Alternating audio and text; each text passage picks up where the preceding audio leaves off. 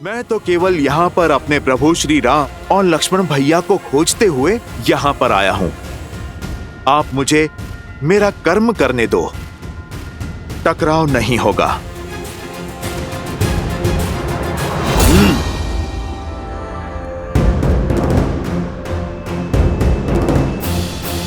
मुझे तुम्हारे बड़बोले होने से कोई समस्या नहीं। समस्या तो यह है कि तुम्हारा कर्म मेरे कर्म के मार्ग में आ रहा है। मैं इस लोक का राक्षस हूँ, महाराज अहिरावण और महिरावण का विश्वास पात्र हूँ, और मुझे आदेश है कि मैं किसी को भी भीतर ना जाने दूं।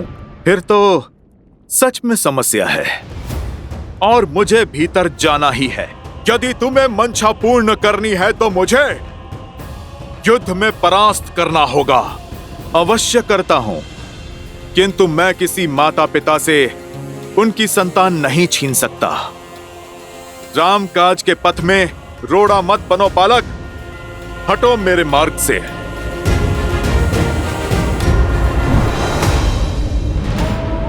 ना मेरे माता पिता की चिंता करो और ना मेरी। अपना सोचो, कहीं ऐसा ना हो कि तुम्हारी संतान अनाथ हो जाए। समय रहते लौट जाओ, अन्यथा प्राण से भी जाओगे और प्राण से भी। तुमने वहां पे प्रहार किया है बालक, जहां पर तुम्हें नहीं करना था। इस ब्रह्मांड में ऐसा कोई बल नहीं जो हनुमान को उसके प्रभु से दूर रख सके।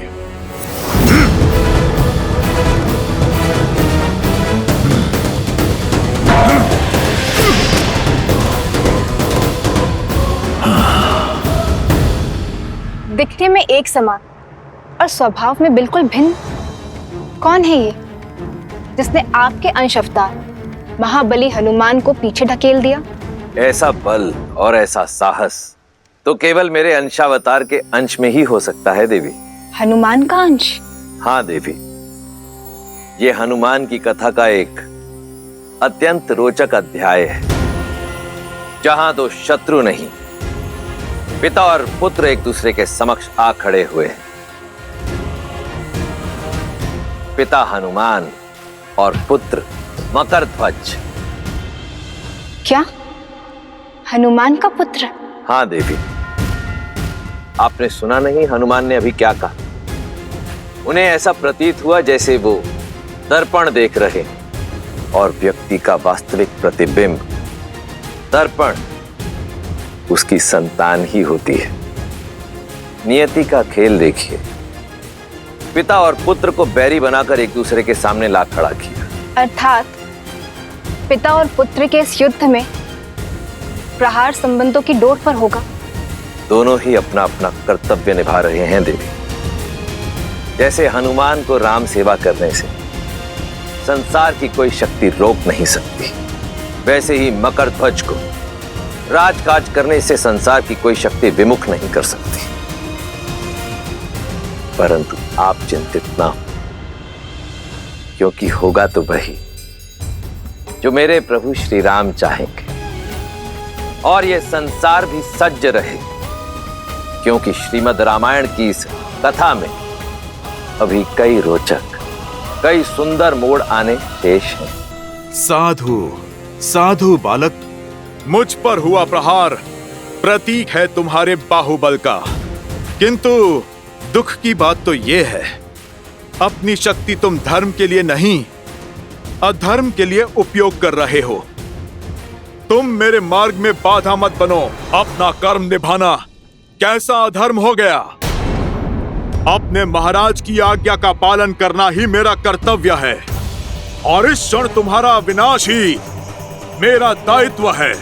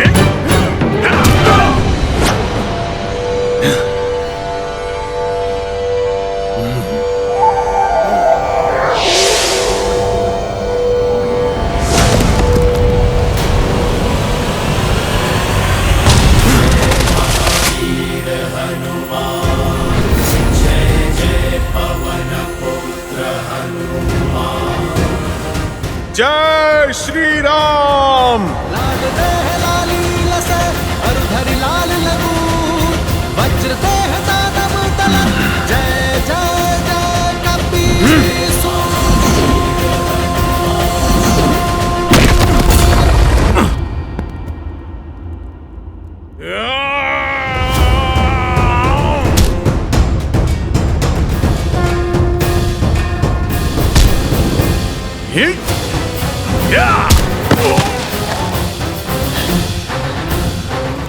आज तक मैं जितने योद्धा से लड़ा, तुम सबसे श्रेष्ठ और उत्तम हो बालक।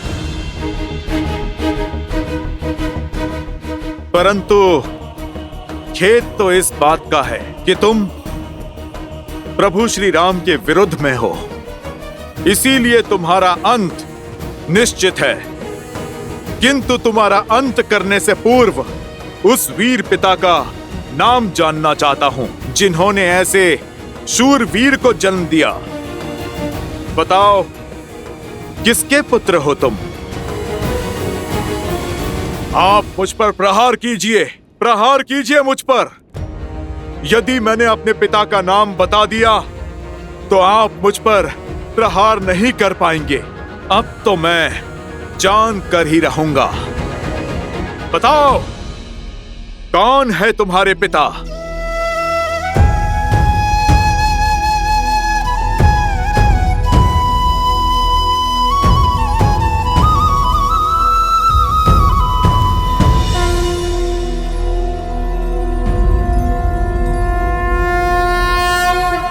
आप मेरे पिता हैं।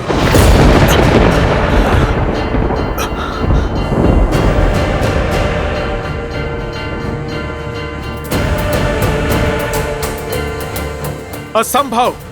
जब बल से बात नहीं बनी तो छल का उपयोग करके बचना चाहते हो। ये दूसरा बड़ा पाप कर दिया तुमने। एक बाल ब्रह्मचारी पर इतना बड़ा घोर आरोप लगा दिया।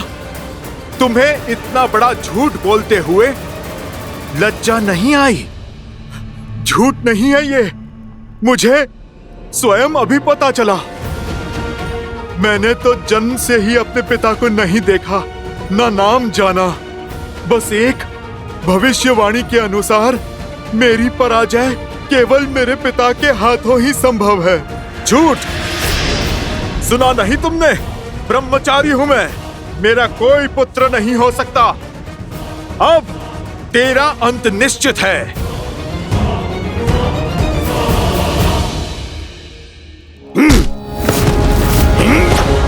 अब सत्य बताओ मुझे, कौन हो तुम? कौन है तुम्हारे पिता? और क्या कारण है इस झूठ का? सत्य यही है कि आप ही मेरे पिता हैं और मैं आपका पुत्र मकरध्वज।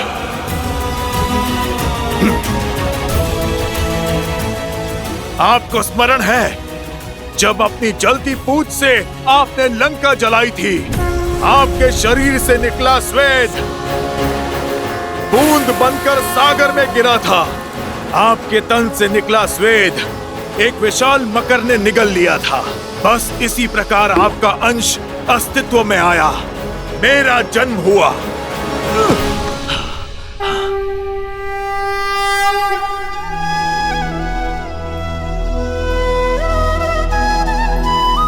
ये बल, ये बुद्धि और पिता को पहचान कर फिर ना प्रहार करने का विनय।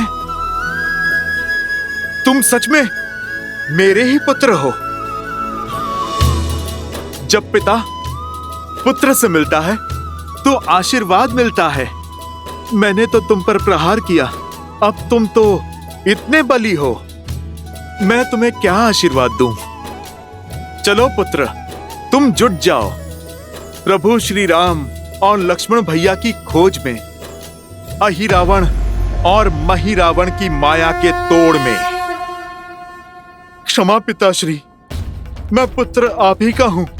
अपनी निष्ठा नहीं बदल सकता और ना ही स्वामी का आदेश ठुकरा सकता हूं, ना कर्तव्य से मुख मोड़ सकता हूं। मेरे महाराज का आदेश आपको रोकना है, जो मैं अवश्य करूंगा। आपका पुत्र संबंध के लिए अपने दायित्व की बलि नहीं चढ़ने देगा। इसीलिए आप मेरी विनती मानिए और बिना मुझे धर्म संकट में धकेले आप लौट जाइए। धन्यवाद।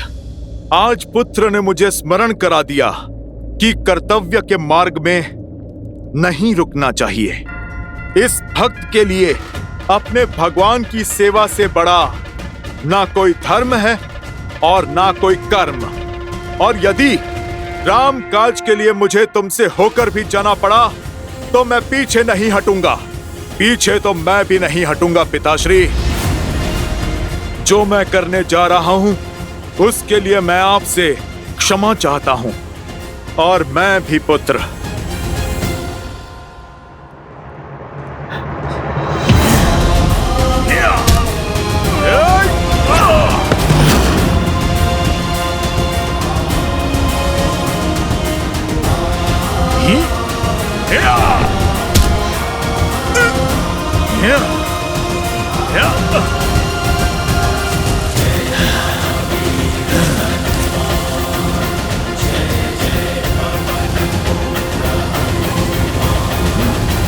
पुत्र हो, तुम्हारी हत्या तो अधर्म होगा, पर मैं तुम्हें अधर्म के मार्ग पर जाता नहीं देख सकता। इसलिए मैंने तुम्हें बांध दिया। तुम अपना ध्यान रखना पुत्र। मेरी अपार भक्ति ने तुम्हारी असीम शक्ति को बांध दिया। राम नाम के बल से माया रूपी हर एक छल को काट दिया। अब इस बंधन को तुम चाह कर भी तोड़ नहीं पाओगे।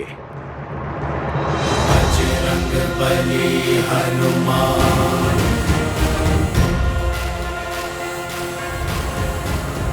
तुम्हारा नाम क्या है पुत्र? मकरध्वज। मैं तुम्हें विजय का आशीर्वाद नहीं, मार्ग देता हूं। कर्म का पद सदा धर्म संगत होना चाहिए, क्योंकि अधर्म के लिए उठाया गया पग दंड का भागी होता है। ईश्वर तुम्हें सद्बुद्धि दे।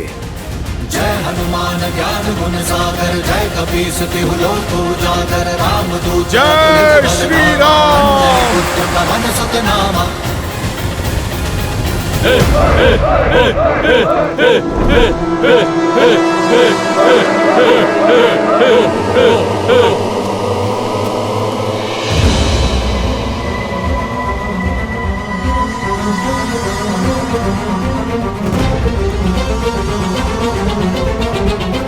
प्रभु, मेरे प्रभु की ये दशा। हे पाताल भैरवी माता, बहुत समय बाद आपको नर बलि चढ़ाने का अवसर मिला है और आज आपको प्रसन्न करने के लिए दो बहुत विशेष बल और बुद्धि वाले नरों को चुना है हमने। ये बलिदान स्वीकार कर हमें आशीर्वाद दीजिए माता।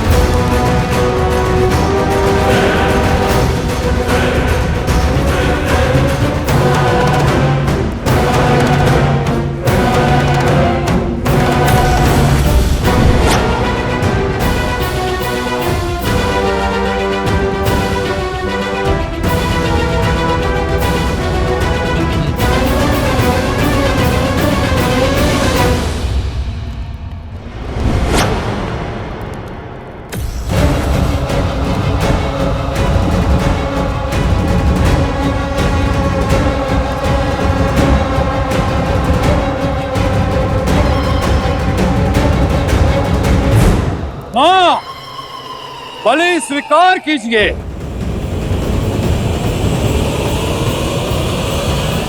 रुक जाओ मूर्खों।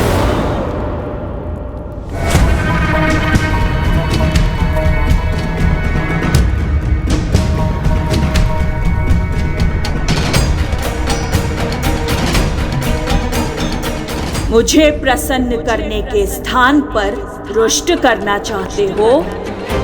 सर्वनाश हो जाएगा तुम सबका। मैं ये बलि स्वीकार नहीं करूंगी।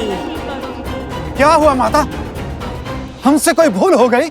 माँ के मन को समझ न पाना, इससे बड़ी कोई भूल और क्या होगी। हटाओ मेरे सामने से इन्हें और पीछे हट जाओ।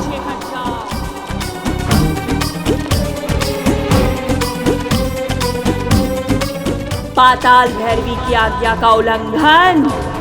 अब पूरे पाताल को भस्म करती हूँ। हाँ हाँ माता, अब शांत रहिए, क्रोध मत कीजिए, हम हटते हैं। क्षमा कीजिए माँ, क्षमा कीजिए।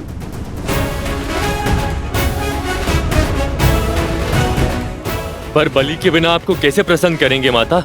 आदेश करें, क्यों ये बलि स्वीकार नहीं कर रही माता?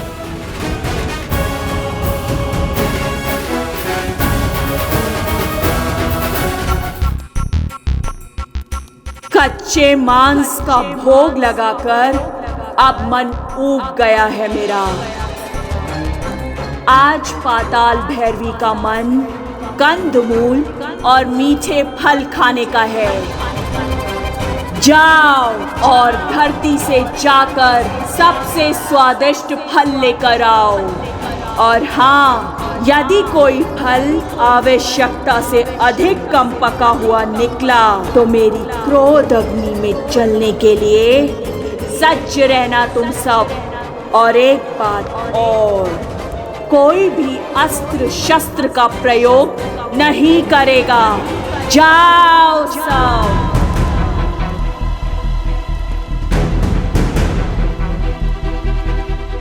मेरी आज्ञा का पालन हो अभी इसी क्षण। अभी लाए माँ, अभी लाए। जाओ, सुना नहीं माँ ने क्या कहा? शीघ्र जाओ और धरती लोक का सबसे मीठा फल लेकर आओ। पहले कंदमूल फल का भोग लगेगा, फिर इन दोनों का। जाओ, शीघ्र अति शीघ्र जाओ।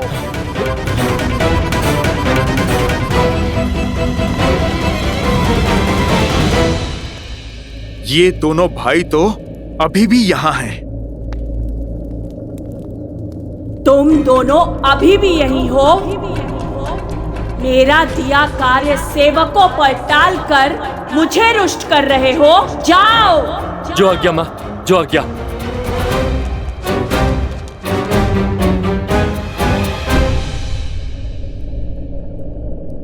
मध्य रात्रि होने को है, पर हनुमान काका अब तक नहीं लौटे। बस वो कुशल हो और प्रभु श्री राम और लक्ष्मण भैया हर संकट से परे हो। मेरी चिंता कुछ और।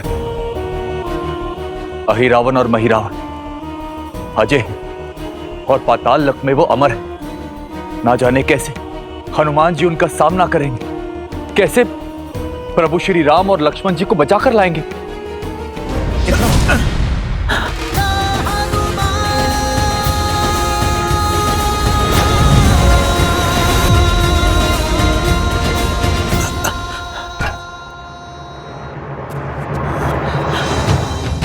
उठिए प्रभु, प्रभु उठिए, देखिए आपका हनुमान आ गया। प्रभु आंखें खोलिए। लक्ष्मण भैया, आंखें खोलिए लक्ष्मण भैया, देखिए हनुमान आ गया। उठिए लक्ष्मण भैया, प्रभु उठिए। ए मरकट, कौन है तू और यहाँ क्या कर रहा है?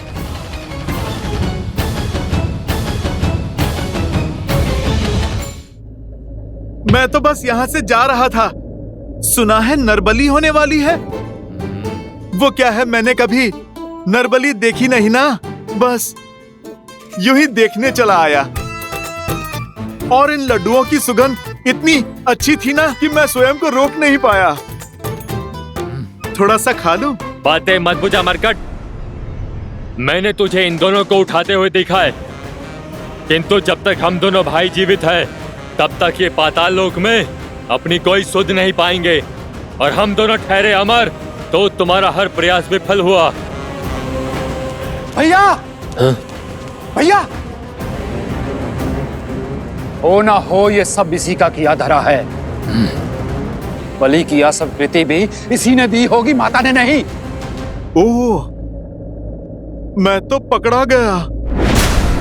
अब तो तुम महाबली मेरी भी बलि चढ़ा दोगे।